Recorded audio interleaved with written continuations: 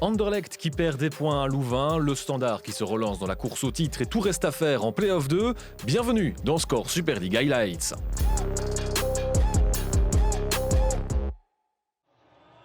Trois semaines après avoir vécu sa seule défaite de la saison face au White Star, Anderlecht débute sa campagne de Play-off 1. Reste à voir si les Mauves ont encore des séquelles de ce premier échec. En face, Soudeverley-Louvain se présente en challenger, mais les louvanistes se sont lourdement inclinés à deux reprises durant la saison, avec des défaites 1-8 et 4-0. Les 20 premières minutes ne donnent pas vraiment d'indication sur l'état de forme des deux équipes. Elles sont chacune bien organisées et ne permettent pas vraiment à l'autre de développer son jeu, et encore moins de se créer des occasions. Mais Anderlecht commence à mettre la pression et à prendre le match en main. Un surprenant centre-tir de Delos atterrit sur le poteau. Un véritable avertissement sans frais pour OHL. Une action qui lance 10 minutes folles pour Anderlecht. Wijnands se met en position de buteuse et marque, mais c'est annulé pour une position de hors-jeu. Sur une phase arrêtée, la tête de De Kenny n'est pas assez puissante pour réellement menacer la gardienne, mais Anderlecht est bien présent. Peu après la demi-heure de jeu, Kassi Misipo a du mal à contrôler le ballon et son tir passe bien trop haut. Les occasions sont là pour Anderlecht, mais les Mauves ont du mal à finir depuis quelques semaines. OHL n'a pas été très offensif en première mi-temps, mais les louvanistes s'offrent la plus belle occasion. Si Tison se loupe, Van Zeer fait un excellent travail derrière, mais Tison n'est pas parvenu à se rattraper. La première mi-temps se termine en feu d'artifice. Vandenberg doit sortir un super arrêt pour repousser ce tir lointain de Colson. Juste avant la pause, Delos sert Misipo, mais il y a trop de monde derrière du côté louvaniste. C'est donc 0-0 à la mi-temps.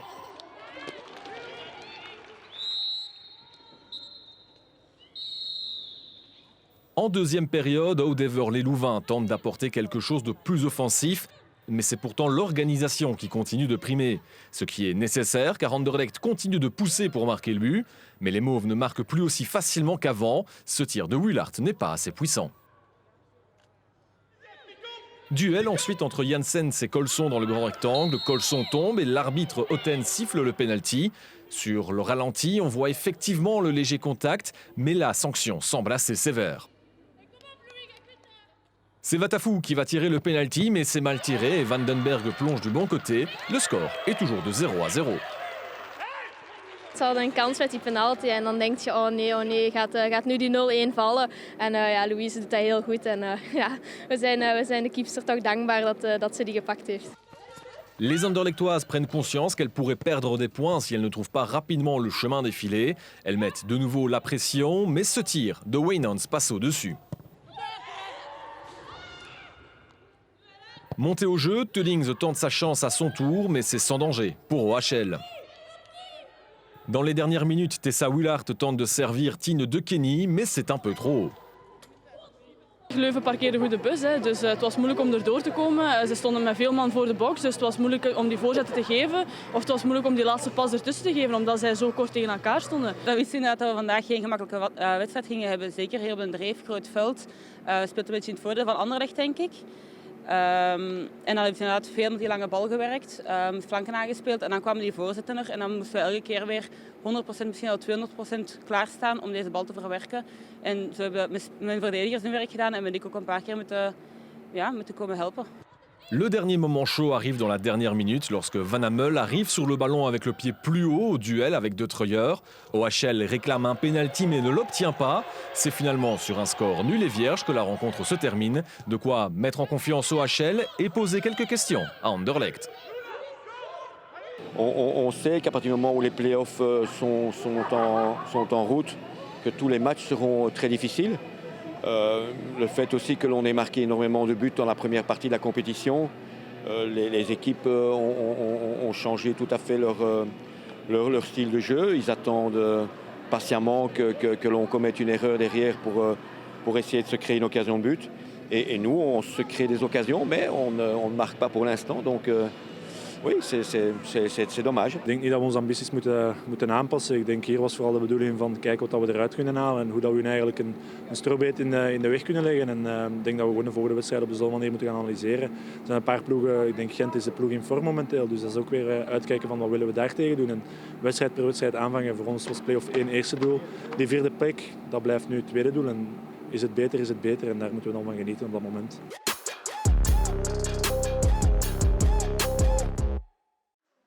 Le Standard et le club wayalais veulent s'offrir leur première victoire en play-off 1. Mais les deux formations doivent faire sans leur meilleure buteuse pour cette rencontre. Marie Minart est revenue blessée du rassemblement avec les Red Flames, alors que Sanne Schoenmakers est absente en raison d'une blessure à l'épaule. Et pourtant, malgré ce coup du sort, le Standard ne doit pas attendre bien longtemps pour trouver l'ouverture. Sur coup franc, Constance Brackmann fait 1-0 pour les Liégeoises après 5 minutes à peine. Le club souffre et le Standard confirme en prenant le match en main. Van Mechelen manque de peu le 2-0. Léo van der Elst ne peut compter que sur 3 joueuses sur le banc et doit déjà faire un changement après 15 minutes de jeu avec la montée de Fourreau. L'entame de match cauchemardesque se confirme pour les Brugeoises, si bien que c'est 2-0 après 20 minutes de jeu. La défense est passive et Gelders profite de l'aubaine. Le Standard ne s'arrête pas en si bon chemin et prend le club à la gorge. Bien servi par Van Mechelen, Gelders se fend d'un doublé. 3-0, tout va bien pour les principautaires après cette action rondement menée par Van Mechelen.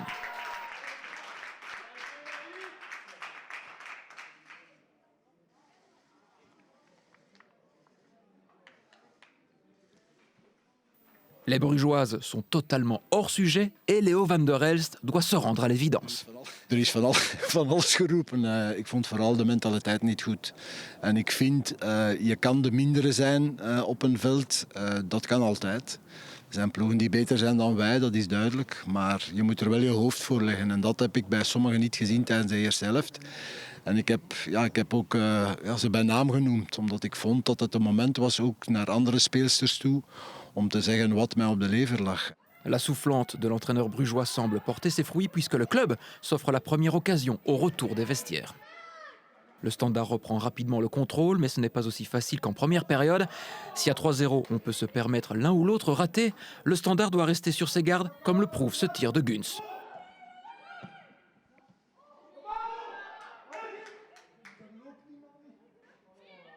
Les deux équipes se neutralisent et les Liégeoises auraient peut-être pu bénéficier d'un penalty sur Van Mechelen.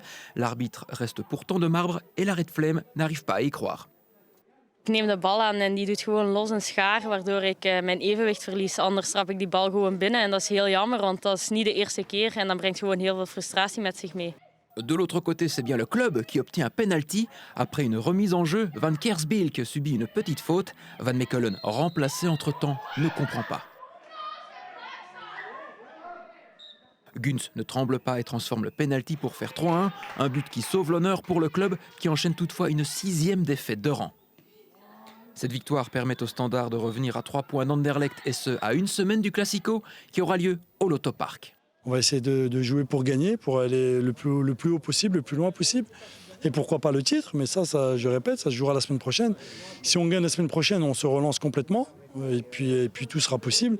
Si on perd la semaine prochaine, ça sera compliqué. Mais par contre, si on gagne, je pense que là, on mettra un coup de pression à tout le monde et là, on pourra vraiment voir nos ambitions.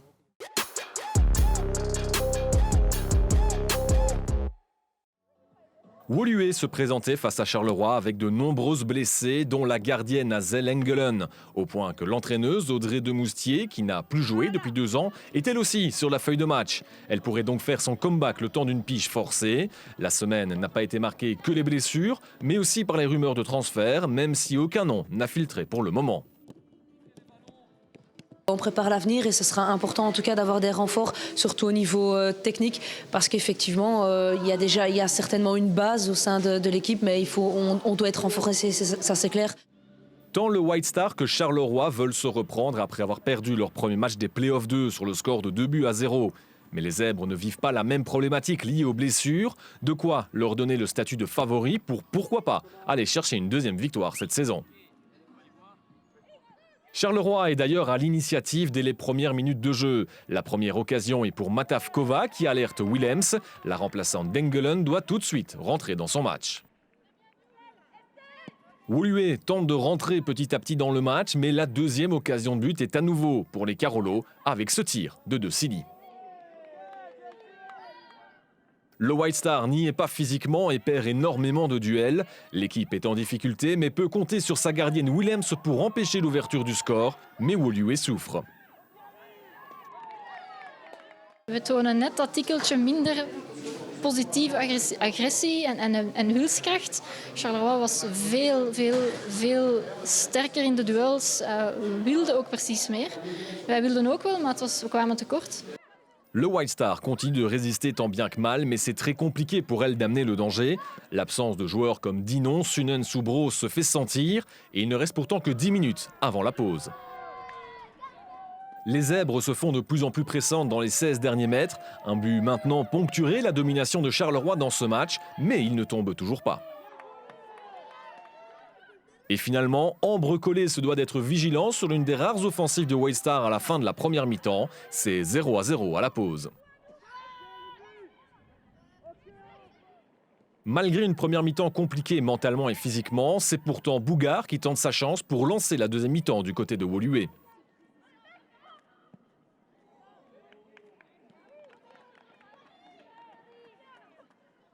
Mais Charleroi réagit par la suite. Woluwe ne parvient pas à dégager le ballon et Mehevet s'en profite. C'est 0-1, un avantage mérité et la joie qu'il provoque en dit long. Toute l'équipe Carolo partage l'euphorie de la joueuse estonienne. I would say I will remember this forever. My first goal here in Belgium, my first goal as a professional player. I will remember this. Yeah. Happy. I don't know what else to say.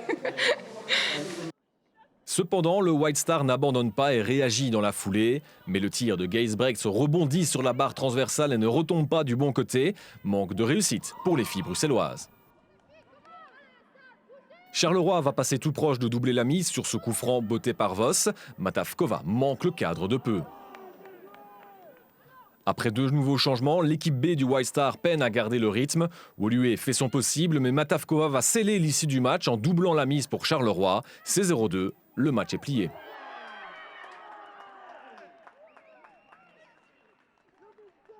Le score n'évoluera plus, Charleroi peut fêter sa deuxième victoire de la saison. L'entraîneur Philippe Venturoso, qui sera remplacé par Aline Zeller l'an prochain, se présente avec son adjoint Alexis Routz. Je pense bien que c'est une victoire pour nous avec les événements de la semaine aussi. Elles avaient à cœur de faire un résultat et ça, je pense que tous les deux, on les remercie bien pour ça. Elles savent qu'on va faire le boulot jusqu'au bout pour elles et pour le Sporting de Charleroi. Et on va continuer à vouloir tirer le meilleur d'elles-mêmes et de les faire progresser du mieux qu'on peut.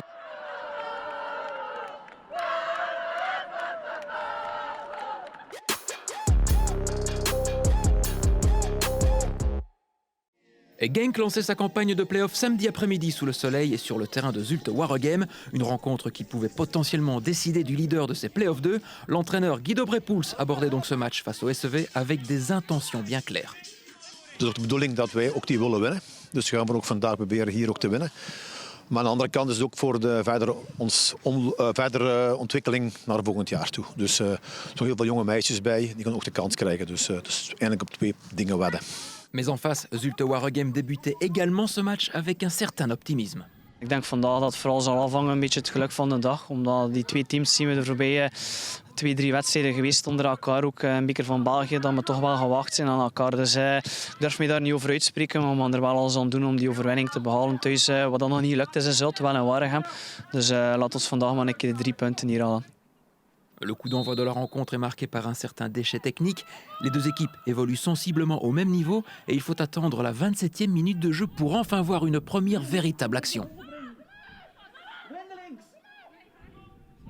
De Wild centre et Boyle est présente à la réception pour l'ouverture du score.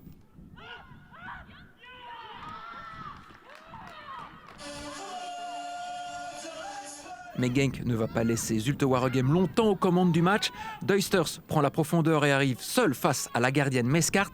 Elle ne flanche pas et ramène les deux équipes à égalité à la 32e minute.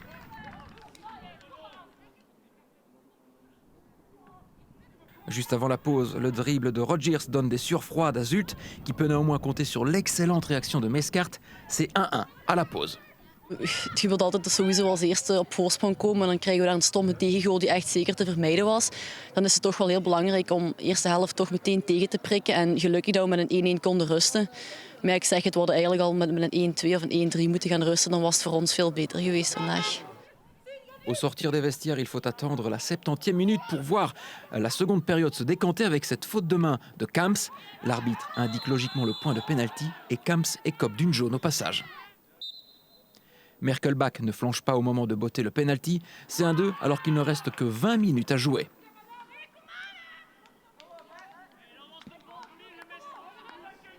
Les filles du SEV ne se laissent pourtant pas abattre. À la 80e, Delay ajuste parfaitement son centre pour Boyle, qui relance le suspense. Il y a 2 partout et Boyle signe son 4e but de la saison.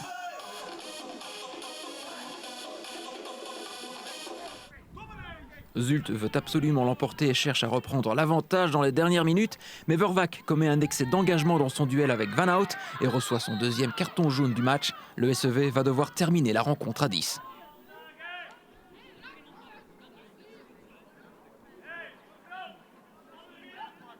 Le score ne bougera plus, un résultat finalement logique quand on regarde la physionomie de la rencontre. Het was redelijk, moet je zeggen, een wedstrijd die op en neer ging. Zowel zij waren stevig in duels als wij. Ik denk dat het vooral een sterke wedstrijd was op dat vlak, fysieke wedstrijd.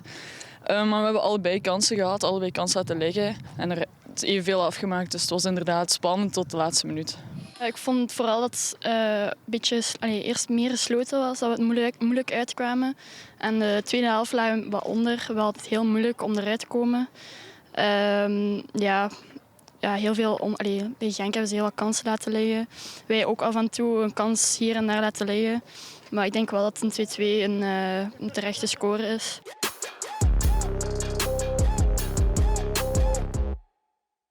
On passe en revue les résultats de cette deuxième journée des playoffs avec le nul d'Anderlecht et la victoire du Standard, mais aussi la deuxième victoire de la saison de Charleroi. Au classement, il n'y a plus que 3 points d'écart entre Anderlecht et le Standard alors que OHL est passé 3e. En playoff 2, Alost, Zulte Waregem et Genk sont à égalité. Au programme de la 3e journée, l'immanquable classico entre Anderlecht et le Standard, alors que Gand jouera la bataille des Flandres face au club Wayelais. En playoff 2, le White Star affronte Genk alors que Charleroi se déplacera à Alost. On se retrouve lundi prochain pour les résumés de ces 4 rencontres.